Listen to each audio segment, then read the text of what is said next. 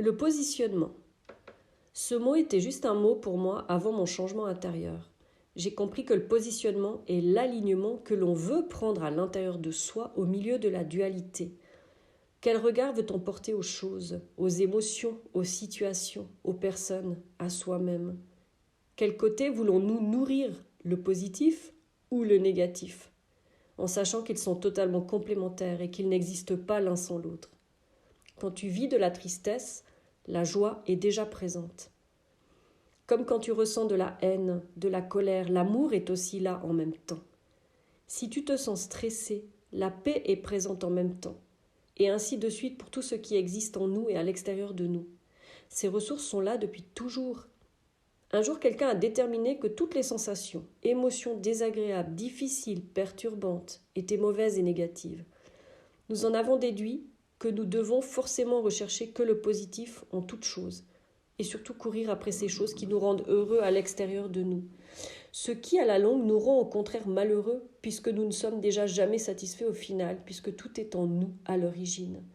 Il suffit d'accueillir en nous tout ce qui est ressenti, toute émotion, toute situation, toute personne, tout mot, et laisser exister ce qui est en train de se vivre sur l'instant.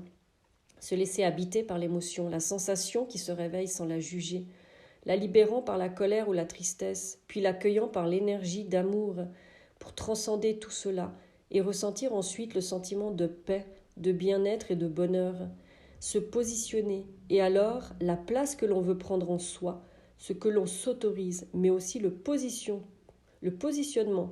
que l'on met en place avec les autres et le monde extérieur, et l'évidence de la place que l'on a à l'extérieur de nous. Je nomme ici l'évidence, pour ne plus dire le mérite, car pour moi, comme expliqué plus haut, mériter veut forcément dire que l'on se situe en dessous de la barre où tout est mérité au-dessus de celle-ci, et en dessous on n'est rien. Eh bien non, on ne mérite pas les choses, c'est un droit de naissance, du moment que l'on prend toute sa place, que l'on existe entièrement. Je l'appelle l'évidence.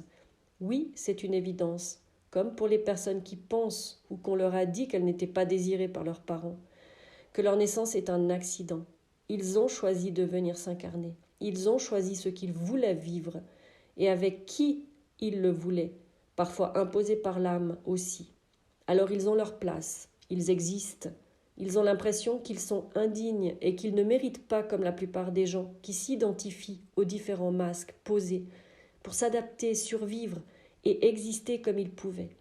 Au contraire, on peut être fier, on peut s'estimer, et surtout c'est une évidence de pouvoir exprimer qui on est pleinement en se détachant des blessures de l'enfance et des croyances limitantes et erronées, regardant au-delà du voile de l'illusion que l'on n'est rien, on est un terrien.